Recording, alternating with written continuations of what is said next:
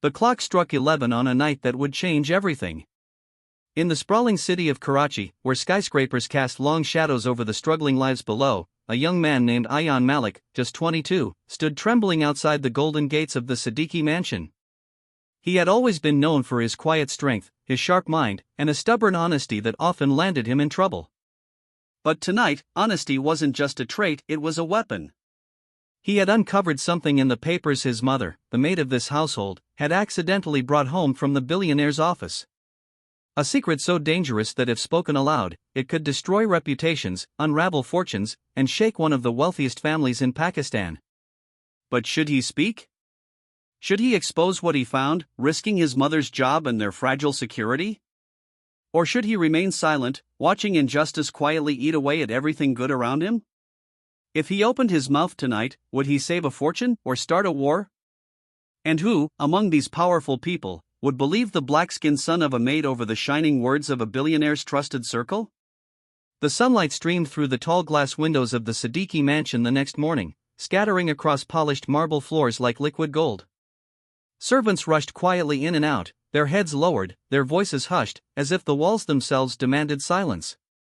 This was the home of Mirza Siddiqui, a billionaire industrialist whose power stretched from politics to business, feared by rivals and admired by the masses. Ayan's mother, Sakina, had been working here for nearly 15 years. Everyone in the mansion knew her for her loyalty, her silence, and the way she endured every insult thrown her way. Her dark skin and humble clothes made her invisible to the rich, but to Ayan, she was a queen, his mother who had carried their family through storms of poverty. That morning, as Sakina polished the crystal vases in the grand hall, she noticed something unusual. Mr. Kamran, Mirza Siddiqui's legal advisor, had left behind a leather folder on the dining table. Papers spilled slightly from the edge, stamped with signatures and seals. Sakina, trained never to touch what wasn't hers, almost walked past. But then she saw a name, her own son's name, written in bold letters. She froze. Why would her son's name be in the billionaire's private documents? Panicking, she quietly tucked the folder into her cleaning cloth and carried it home. She told herself she was only keeping it safe to return later, but fear gnawed at her heart. That night, Ayan opened the folder. His sharp eyes scanned the contracts, and with every line, his chest tightened. It wasn't just business deals, it was fraud. Forged signatures, stolen properties, fake charities. And worst of all, one clause tied directly to him. Someone had planted his name in a scheme, setting him up as a scapegoat in a scandal worth billions. This can't be real, Ayan whispered, his hands trembling. His mother's eyes widened in horror. Beta, close it. Burn it. Forget it ever existed. If they find out we touched this, they'll destroy us, Sakina pleaded. But Ayan wasn't like his mother. He wasn't built to bow forever. He had lived his entire life being looked down on because of his skin, his poverty, his mother's job. Now they wanted to use him as a pawn in their dirty game? No. He slammed the folder shut and stood. Ami, this is not just about us. If I stay quiet, he'll keep cheating people. He'll keep stealing. Someone has to stop him. And if my name is already in his papers, then I have no choice but to fight. Sakina's voice broke as she clutched his arm. And what if speaking destroys you before it destroys him? The next morning, the Siddiqui mansion buzzed with preparations.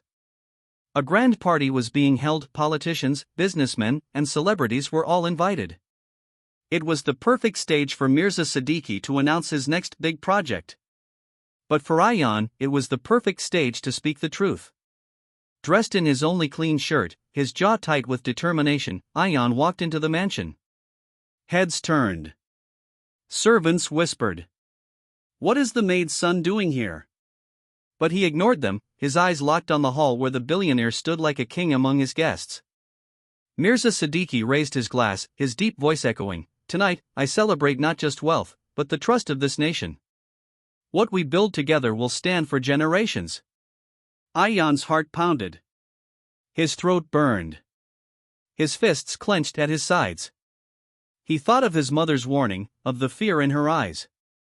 He thought of the billions at stake, of the people whose futures would be destroyed.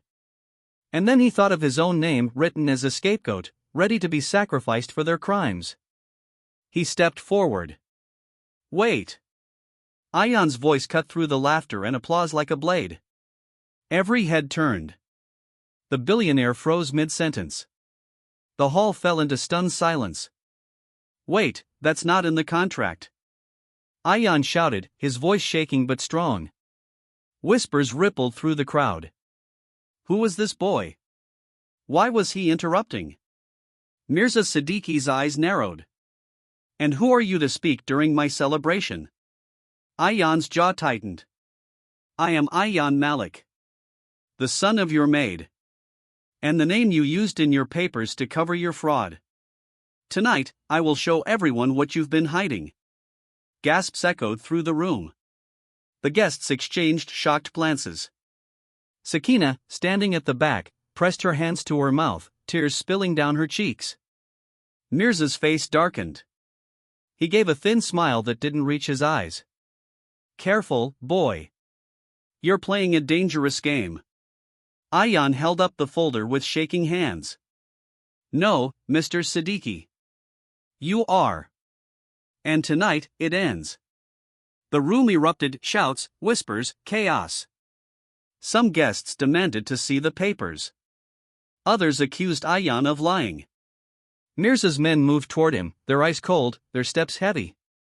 Sakina tried to push through the crowd, her voice breaking, Ayan, stop. Please. But it was too late. Ayan had spoken. He had crossed the line no servant's child was ever supposed to cross. And now the whole city would know. The hall trembled with the noise of 100 whispers. Some gasped, some laughed in disbelief, while others leaned forward with the hungry look of people smelling scandal. Ayan's words still echoed against the marble walls, that's not in the contract. Mirza Siddiqui stood tall, his face unreadable. He was a man who had crushed rivals, bought politicians, and silenced journalists. And now, a maid's son dared to challenge him in front of his empire. For a moment, silence wrapped around the hall. Then, Mirza smiled a slow, practiced smile that dripped with menace. My dear guests, he said smoothly, raising his hands as though calming children. It seems our loyal maid's boy has mistaken himself for a lawyer tonight. Young man, you must have found some office trash and thought it was important. Go home. These matters are too big for a boy like you. Laughter rippled through some corners of the hall. Others watched carefully, unwilling to take sides yet. But Ayan didn't flinch. He held up the folder higher, his voice breaking but steady. These are not trash papers. They're your secret contracts. Your forged signatures. And they have my name written in them as the scapegoat for your fraud. Gasps shot through the room again. This time, the whispers carried a sharper edge. Could this be true? One businessman muttered. He wouldn't dare say this unless, another woman whispered. Mirza's eyes flashed. He gave a subtle signal with his hand, and 2 bodyguards began moving through the crowd toward Ayan. Sakina, standing at the back with a tray of empty glasses, dropped it with a crash. Ayan.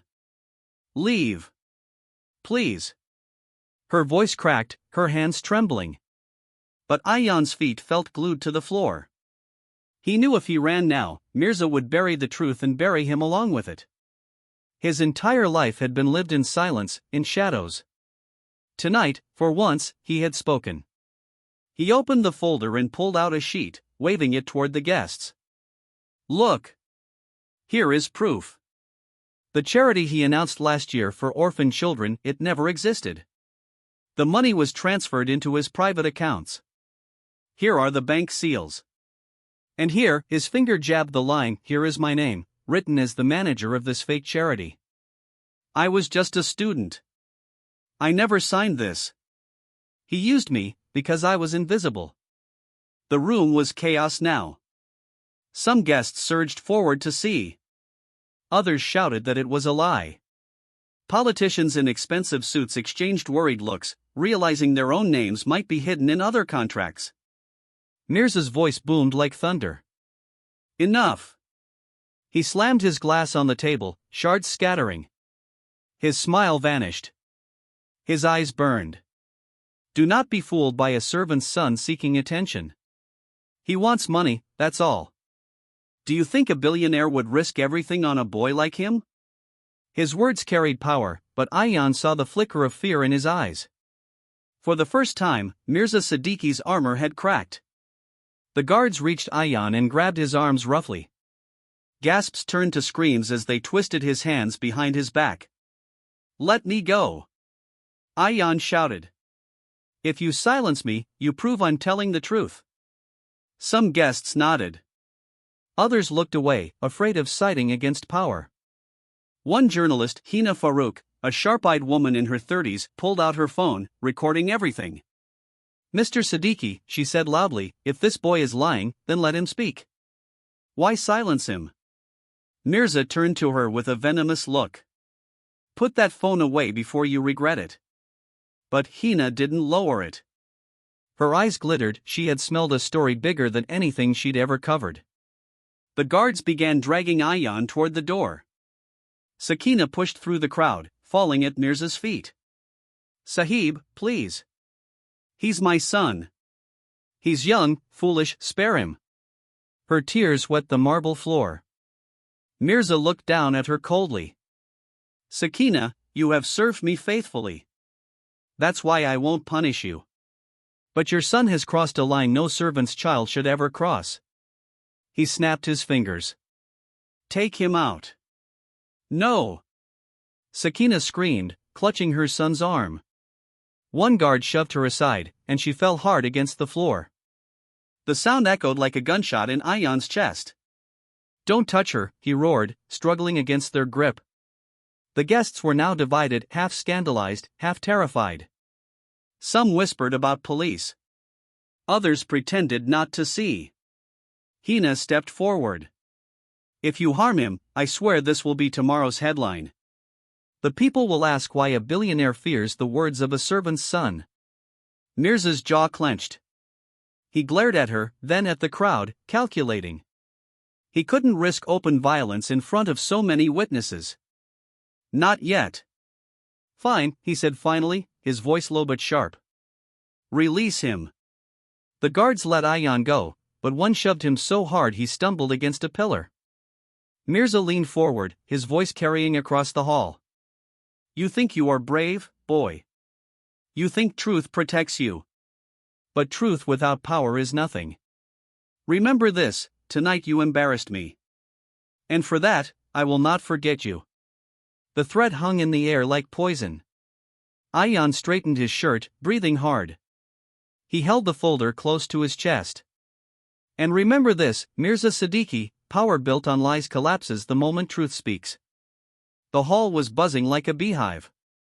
Guests rushed to whisper to one another, some sneaking glances at Ayan with awe, others with pity.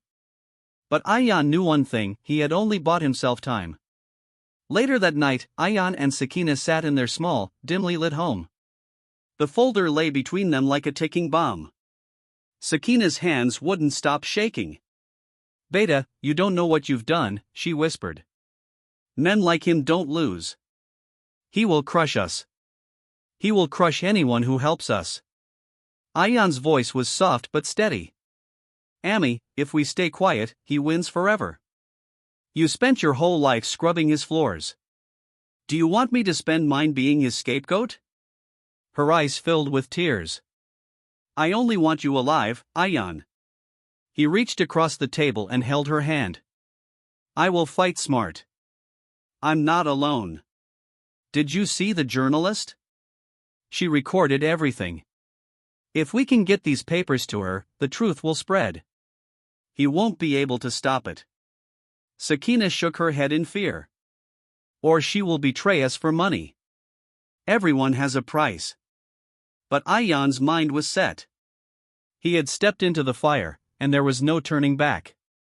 At that very moment, across the city, Mirza Siddiqui sat in his private study. His glass of whiskey trembled slightly in his hand as he replayed the scene in his head. Find out everything about him, he ordered coldly. His friends, his school, his past. If he wants to play with fire, we'll burn his whole world. His advisor, Cameron, hesitated. And the journalist? Mirza's lips curved into a thin, cruel smile. Accidents happen every day in Karachi. 2 nights later, Ayan received a call. A woman's voice whispered urgently on the other end. This is Hina Farouk. I have your story.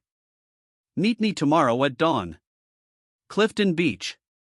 Bring the papers. Don't trust anyone else. Before he could respond, the line went dead. Ayan's heart pounded. Was this the chance he needed, or a trap? He looked at his mother, who shook her head violently. No, Beta. Don't go. They will kill you. But he knew he couldn't back away now. The papers in his hand were fire, and unless he gave them to the right person, they would burn him alive. That night, as the city slept, Ayan sat by the window staring at the sea's distant horizon. His mother wept quietly in the other room. And somewhere in the darkness, men in black cars waited, engines humming, ready to follow him wherever he went. Tomorrow at dawn, everything would change. The dawn broke heavy and gray, the sea restless under a dim sky. Waves crashed against the shore of Clifton Beach, carrying whispers of secrets and danger. Seagulls wheeled above, their cries sharp in the salted air. Ayan Malik stood on the wet sand, the leather folder clutched tightly to his chest.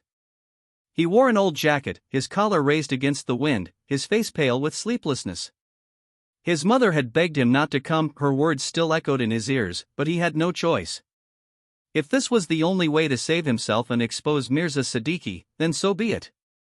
Behind him, the city was just waking up. Vendors were setting up their carts, fishermen pulled in nets, and stray dogs prowled the edges of the shore. But Ayan's eyes scanned the horizon for one person, Hina Farouk, the journalist who had promised him safety, or perhaps betrayal.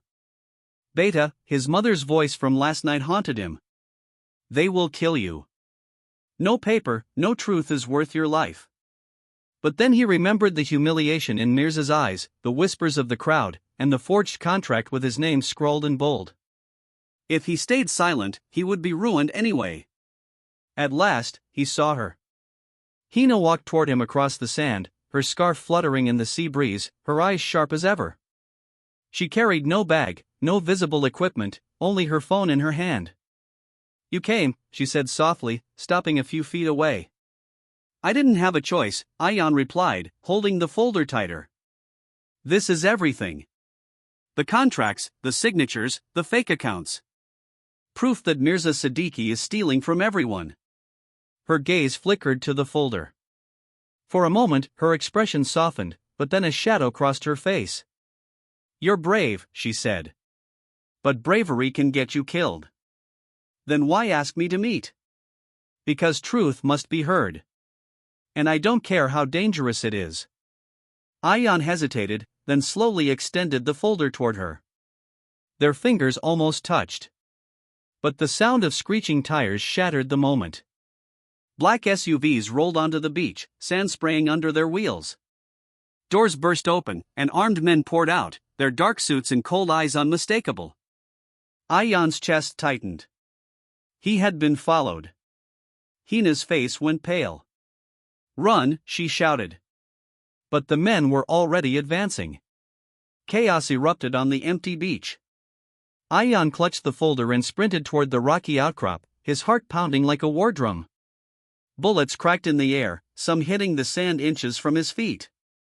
People screamed and scattered as the vendors abandoned their carts and fishermen dove behind boats. Don't let him escape, a man barked, Mirza's enforcer, tall, bald, with a scar across his jaw. 2 men grabbed Hina, trying to wrestle her phone away. She kicked and screamed, biting one until he cursed, but they forced her down, twisting her arms behind her. Ayan scrambled up the rocks, sand slipping under his shoes, his breath ragged. He clutched the folder like a lifeline. I can't let it fall into their hands. Not now. Not ever. Behind him, one of the men lunged, grabbing at his jacket. Ayan spun, swinging the folder like a weapon, smacking the man across the face.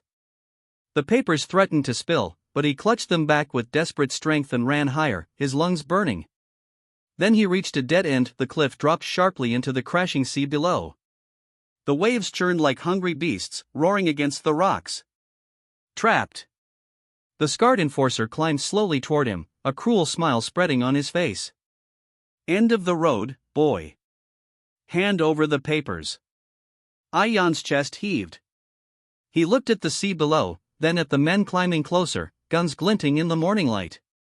His mind screamed with fear, but his resolve did not waver. If you want them, he said through gritted teeth, come take them. The enforcer sneered and lunged forward. But Ayan did the unthinkable. He leapt. The world spun. Wind roared in his ears. And then the sea swallowed him whole. The water was ice against his skin, crashing him against the rocks before dragging him into its depths. He kicked furiously, his arms clutching the folder to his chest. Salt burned his throat, his lungs screamed for air, but he fought to stay afloat. Above, the men shouted in rage, their figures blurry against the gray sky. Bullets splashed around him, but the waves carried him further out, away from their reach. At last, coughing and gasping, Ayan crawled onto a deserted strip of beach farther down the coast. His whole body trembled, but the folder was still in his hands. He had escaped, for now. But where was Hina? Back at the mansion, Mirza Siddiqui smashed his whiskey glass against the wall, shards scattering across the carpet. He escaped, he roared, his voice shaking the chandeliers. The scarred enforcer bowed his head. Yes, sir. But we captured the journalist. She's being handled. Mirza's eyes blazed with fury. Do you fools understand what this means? If even one copy of those papers reaches the wrong hands, years of work will crumble. That boy has nothing, no family, no wealth, no power, but if the public sees his proof, they will believe him over me. We must crush him before he finds shelter. Cameron, the advisor, cleared his throat nervously. Sir, perhaps we could make him an offer. Buy his silence. Every man has a price. Mirza turned on him with a glare so sharp it froze him in place. Some men are too stubborn to buy. No. Ayan Malik will be an example. The city must learn what happens when insects bite lions. That night, Ayan hid in a rundown apartment belonging to an old friend, Farid, a mechanic with grease-stained hands and a loyal heart. Are you mad, Yar? Farid whispered harshly as he bandaged Ayan's bruises. Do you even know who you're fighting? Mirza Siddiqui owns the police, the courts, half the city. Ayan winced but clutched the folder tighter. I know. That's why I have to expose him. If I let go now, it won't just be me. My mother will lose everything. Others will suffer too. Farid shook his head. You won't survive this. Maybe not, Ayan said quietly. But if I die, at least the truth won't. His friend stared at him, torn between fear and admiration. Just then, Ayan's phone buzzed. A hidden number flashed on the screen. He hesitated before answering. A weak, trembling voice whispered on the other end, Ayan, it's me. Hina. His eyes widened. Where are you? I don't know. They've locked me somewhere. It smells like oil. Machinery. Please, they'll kill me. Don't trust anyone. Not even, her voice cut off in a scream, and the line went dead. Ayan's blood turned to ice. Who was it? Farid asked. Hina, Ayan whispered. She's alive, but not for long.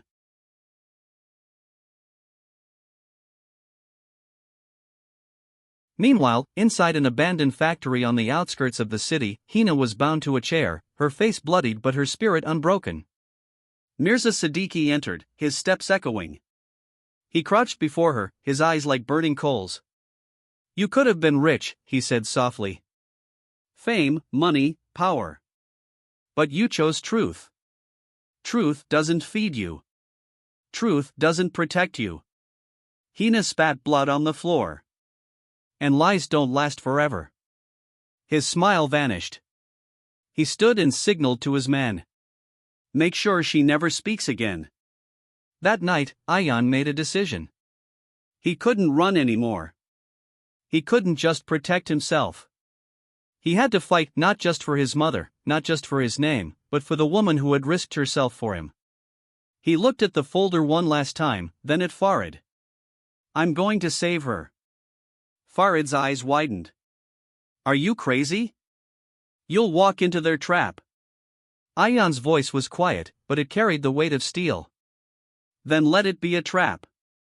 But if I don't go, she dies. And the truth dies with her."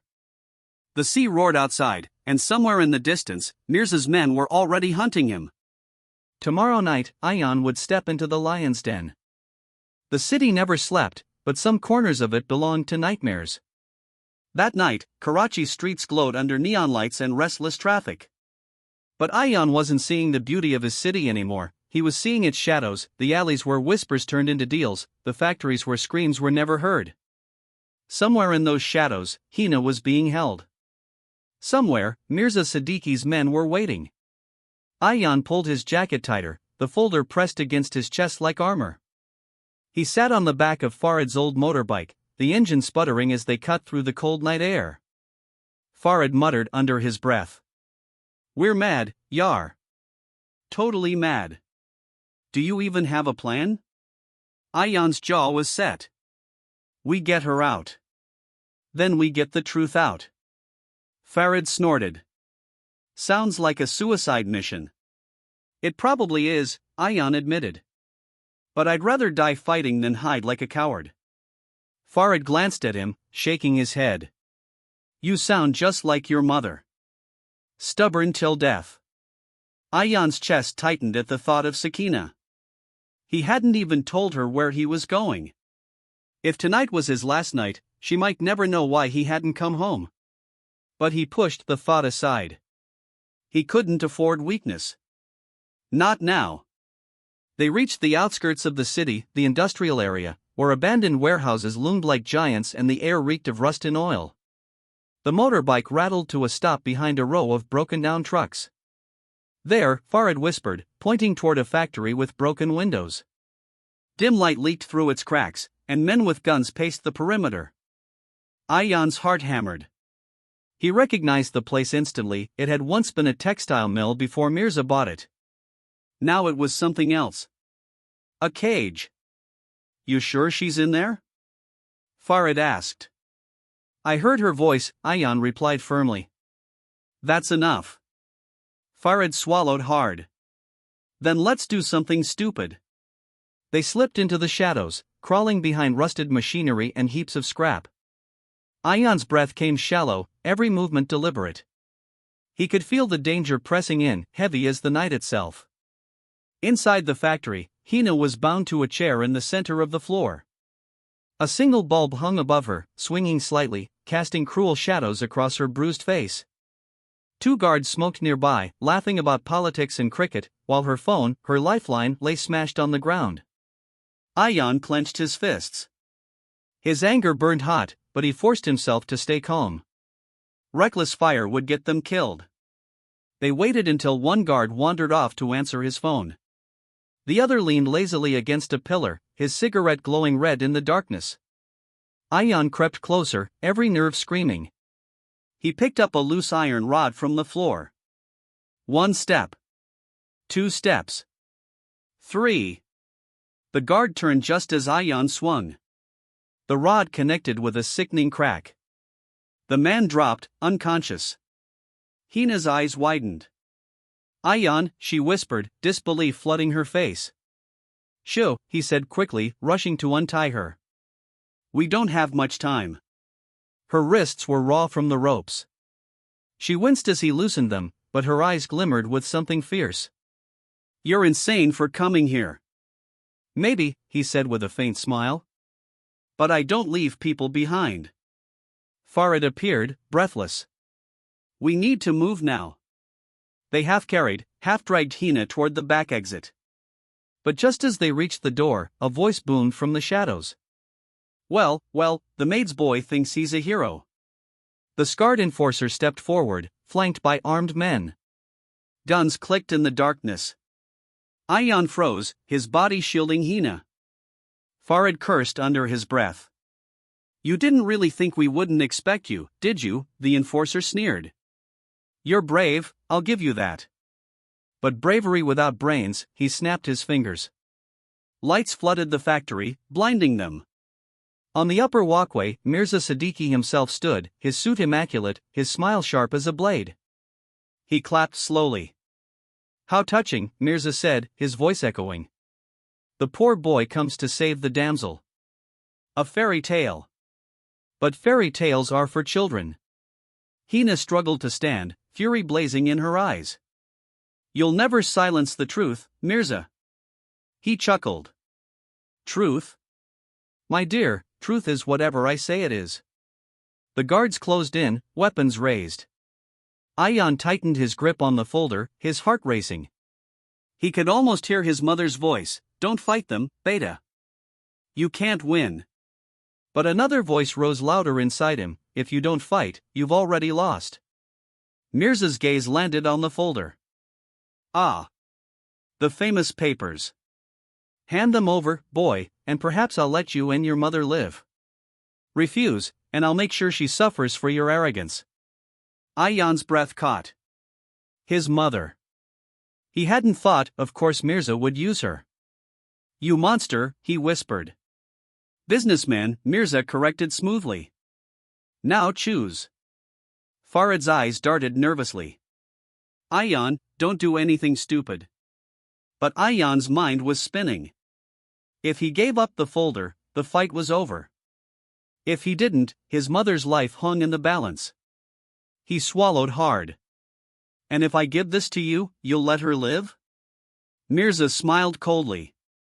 For now. The room seemed to shrink, every breath heavy. Ayan looked down at the folder. The truth was in his hands. But what was truth worth if it cost his mother's life? Hina leaned close, whispering fiercely. Don't trust him. He'll kill her anyway. Her words cut through the fog in his mind. She was right. Mirza Siddiqui didn't keep promises, he bought silence with death. Ayan's grip tightened on the folder. He lifted his eyes, meeting Mirza's. Then you'll have to kill me first. The enforcer raised his gun. Gladly. But before he could fire, a voice thundered from the doorway. Drop your weapons. Police stormed into the factory, guns drawn, sirens wailing outside. Floodlights lit up the darkness as officers poured in, surrounding Mirza's men. Everyone froze. Mirza's smile flickered for the first time. At the front stood a tall, commanding officer, Superintendent Rahim Khan, known across the city for being one of the few incorruptible policemen left. His voice boomed, Mirza Siddiqui, you are under investigation. Step away from the boy. Shock rippled through the room. Mirza laughed suddenly, shaking his head. Investigation? Do you think this little stunt frightens me? Half your force is in my pocket. Rahim's eyes narrowed. Not all of it. The enforcer lowered his gun slowly, unsure. The other guards exchanged nervous glances. Ayan's chest heaved. Could it be real? Had the tide finally turned? But just as hope flickered in his heart, Mirza raised a hand. And to Ayan's horror, half the policemen lowered their weapons, turning their guns on Rahim Khan and his men. Gasps erupted. Betrayal cut the air like a knife. Mirza's smile returned, wider than ever. You see, boy? I told you. Truth without power is nothing. And power, he spread his arms, is mine. The factory erupted into chaos, shouts, gunfire, betrayal. Ayan grabbed Hina's arm. Run! But as they sprinted toward the exit, a gunshot rang out. Farid stumbled, clutching his side, blood soaking his shirt. Go, he gasped, collapsing to the ground. Ayan froze, torn between saving his friend and escaping with the truth. Behind them, Mirza's laughter echoed like a curse. Gunfire thundered through the factory, echoing off the iron walls like a storm trapped inside a cage. Sparks flew as bullets ricocheted off metal beams. Shouts, screams, and curses blended into a deafening chaos. Ayan's mind went blank except for one thought, Farid. His friend lay crumpled on the concrete, his face pale, blood soaking his shirt. Ayan dropped to his knees beside him. Farid.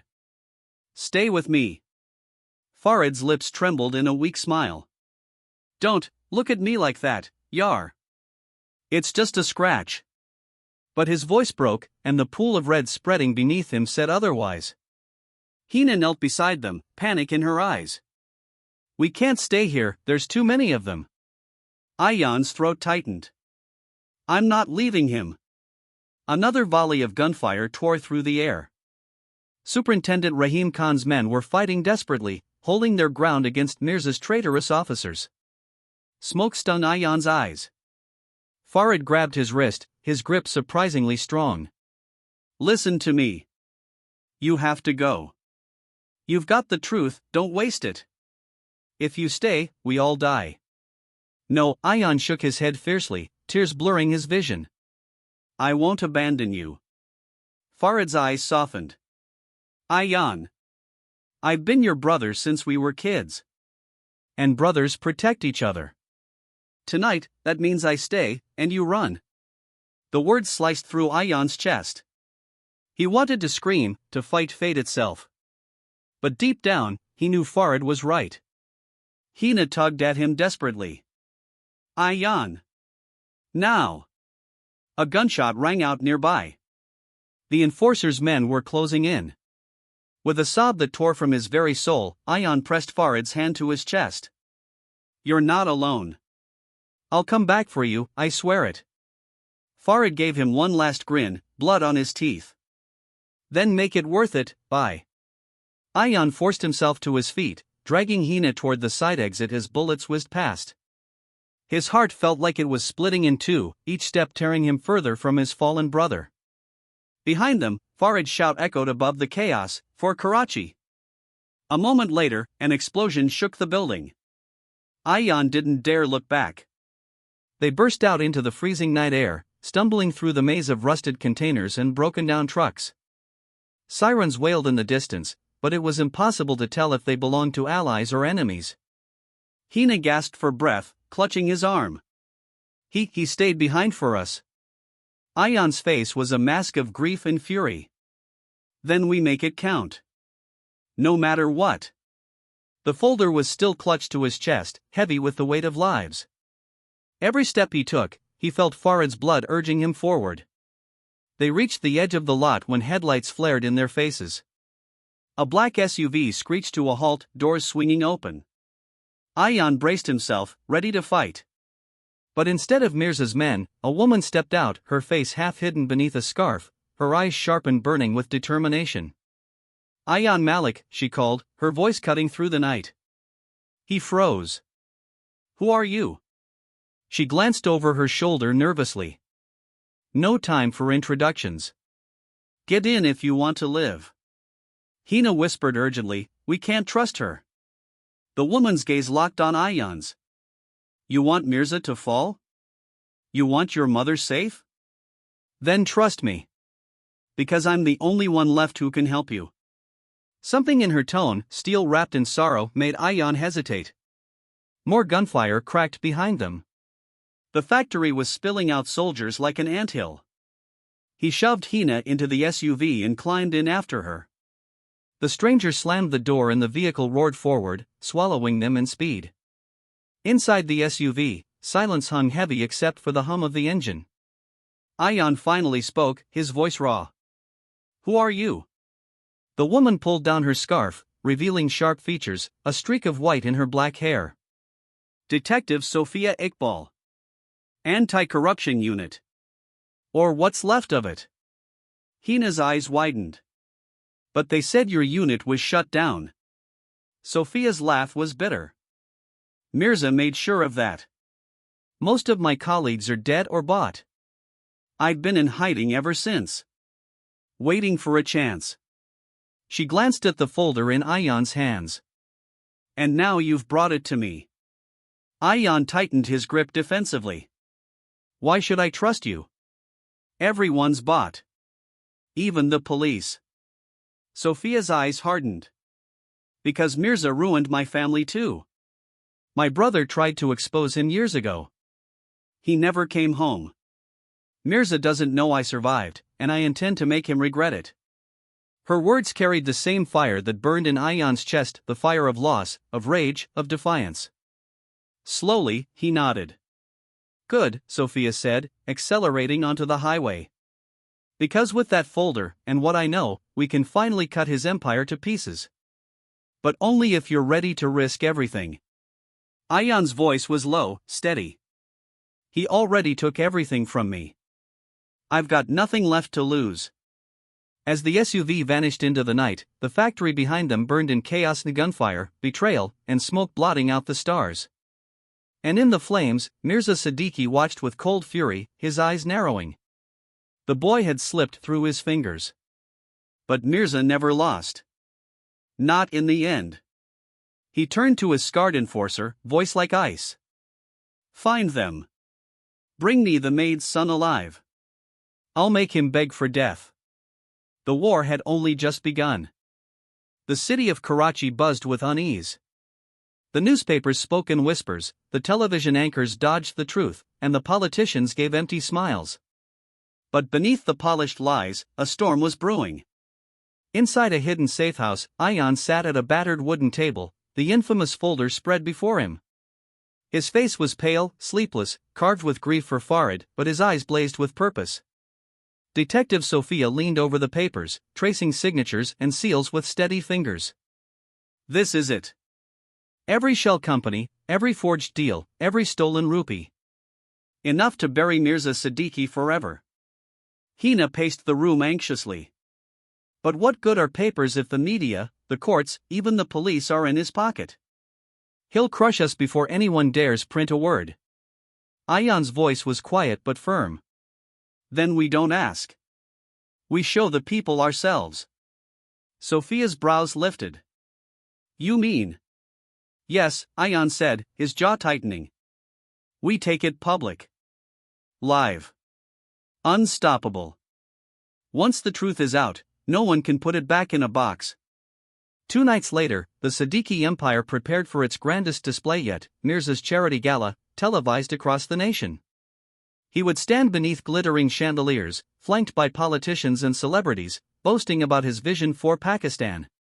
But hidden in the shadows of the Grand Hotel, Ayan, Sophia, and Hina prepared their strike. Sophia tapped her earpiece. "We're patched into the broadcast feed. Once I trigger it, everything Mirza says will be cut and replaced with your voice, Ayan. It'll go out live. To every home, every phone, every screen." Ayan's stomach twisted. The weight of an entire nation's eyes pressed on him before it even began.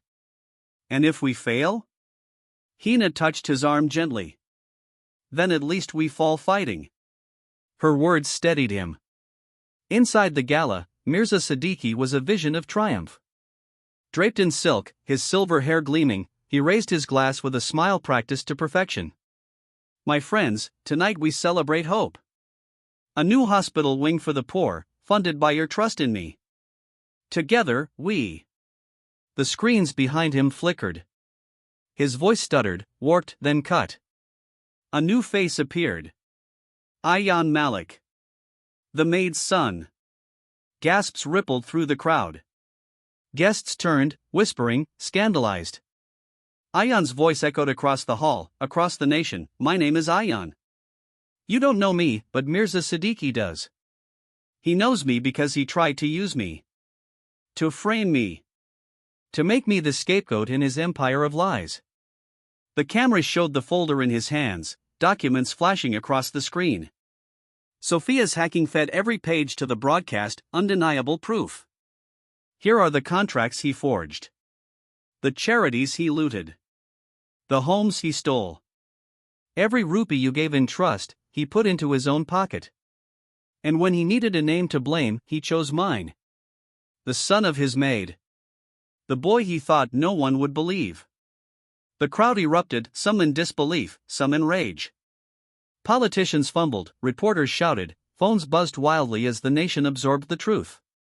On stage, Mirza's mask cracked. His face twisted with fury as he barked at his guards, "Cut it! Now! But it was too late. Ion's voice thundered, he thinks his power makes him untouchable. But the truth belongs to everyone. And tonight, you all have it. What will you do with it? Chaos exploded. Guests rushed toward the exits. Journalists swarmed, cameras rolling, recording every frantic move. Mirza lunged for the microphone, his composure shattered. Lies. All lies. He's a thief's son, a servant's brat, he's nothing. But the more he shouted, the more desperate he looked. The more the people turned against him. Sophia and Hina guided Ion through the back halls, but their escape wasn't clean. The scarred enforcer appeared, blocking their path with a gun in hand. You should have stayed in the shadows, boy, he snarled. Ion froze, but Sophia was quicker. With one swift motion, she disarmed him, slamming the weapon away. Her voice was ice. Tell your master, the shadows belong to us now. They left him groaning on the floor. By morning, the empire had crumbled. The broadcast had spread like wildfire. Social media drowned in outrage. Crowds gathered outside the Siddiqui offices, chanting for justice. Politicians scrambled to distance themselves. And Mirza Siddiqui, once untouchable, was arrested before cameras that captured every second. His head bowed, his wrists in chains. Days later, Ion stood at Farid's grave, the city skyline behind him. The air was heavy with loss, but also with a strange, fragile hope. Hina stood beside him, holding his hand. He'd be proud, you know. Ion's voice broke. He should have been here to see it. Sophia joined them quietly. Sometimes victory demands sacrifice. But because of him, because of you, millions will have a future Mirza can't steal. Ion closed his eyes, letting the wind carry his silent prayer. He was just a maid's son. Poor, dark-skinned, unwanted. But he had spoken. And the world had listened. As they walked away from the graveyard, the sun broke through the clouds. And Ion knew the fight wasn't over. There would always be more like Mirza. But he also knew one truth no contract could erase. Even the smallest voice can shatter a kingdom of lies. Power built on lies cannot last. The truth, no matter how small or silent, will always find a voice. And sometimes, that voice comes from the most unexpected place, the courage of the forgotten.